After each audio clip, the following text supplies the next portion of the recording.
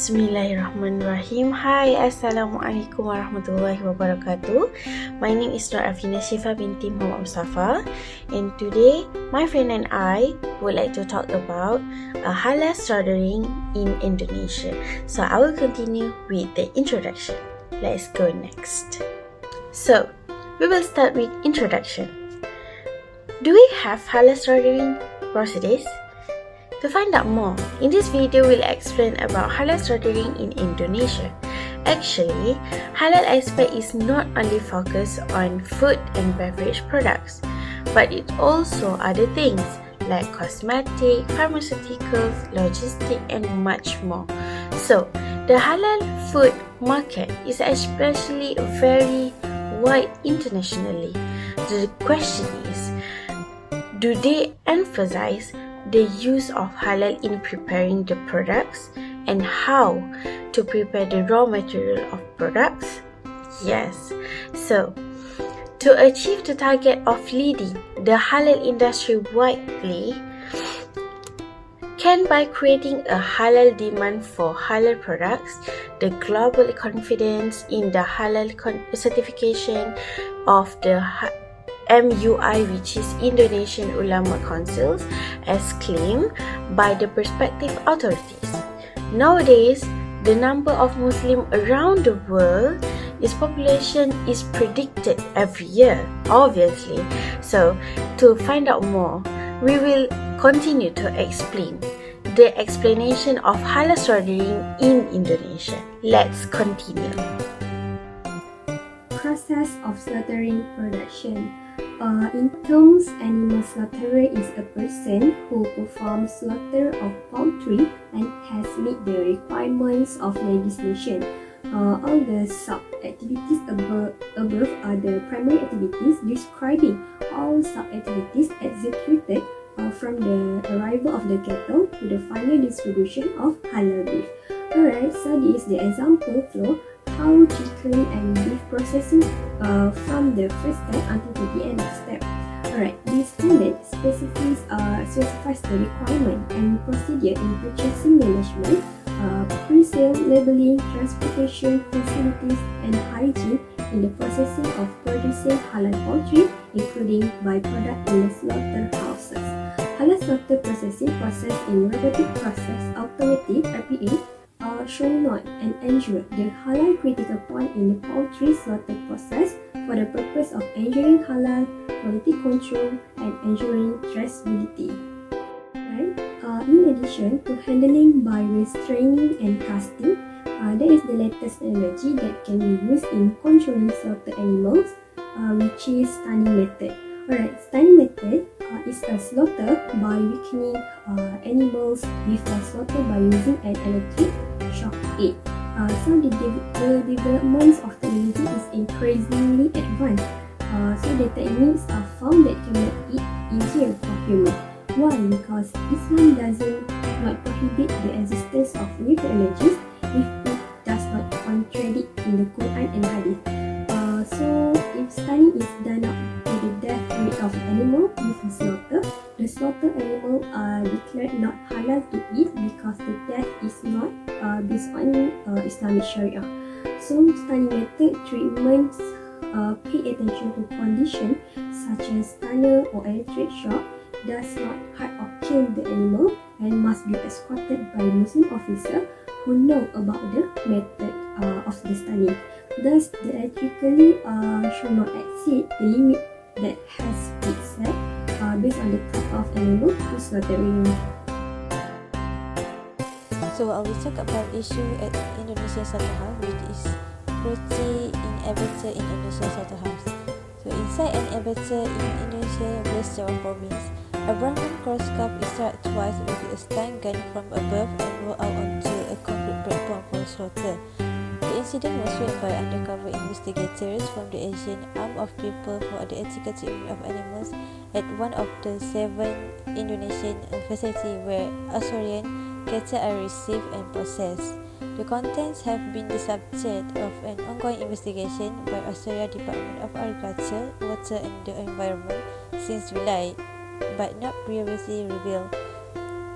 At another of the slaughterhouse near Jakarta, a street is jacked with a meter prod dozen of time and has its seal twisted to the point of breaking to force it to stand up again after a failed standing attempt. The latter procedure, halal slaughter, is not allowed under the Australian government self-reporting exporter supply chain assurance scheme established in the wake of a live export scandal 10 years ago. It is an argument dispute from within the $800 million live export industry, which was forced to clean up its act following the appalling image taken by Animals Australia in Indonesian facility and aired by ABC Forest Corner in 2011. The operator of the butcher said to the Herald and The Age that an extensive audit was carried out there after the Peter Essay notice was sent to Canberra this year and nothing was found.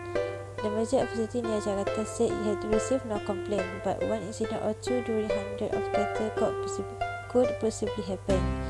It is important when this isolated incident occurs, direct and corrective action is taken.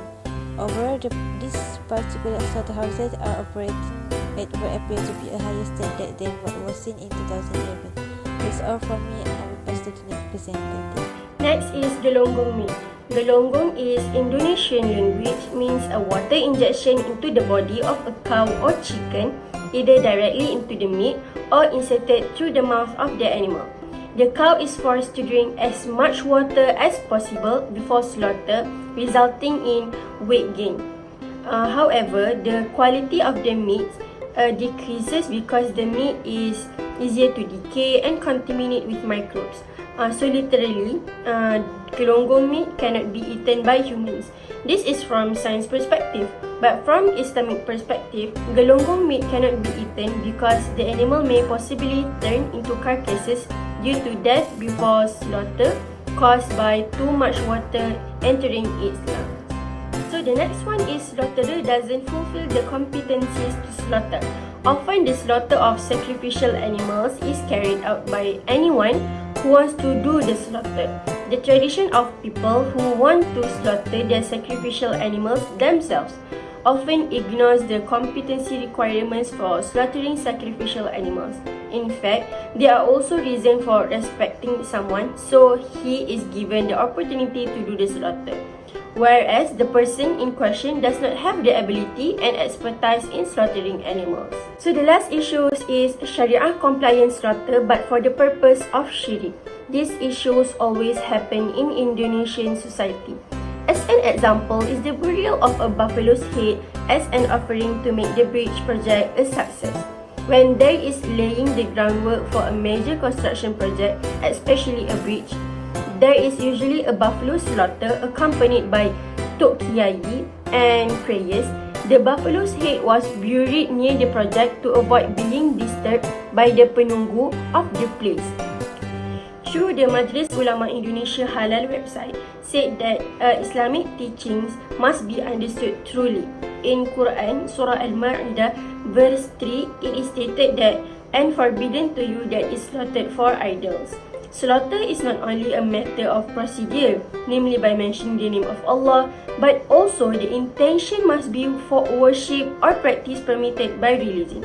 So in these cases, animals that are slaughtered in the right way according to Islam, but for the purpose of syirik, is haram. Okay, next I want to share with you about comparison between MUI, Majlis Ulama Indonesia, and JAKIM, which is Jabatan Kemajuan Islam Malaysia. From our research on comparison between MUI, Majlis Ulama Indonesia, and JAKIM, Jabatan Kemajuan Islam Malaysia, shows that certification process of MUI and JAKIM are similar with slight differences.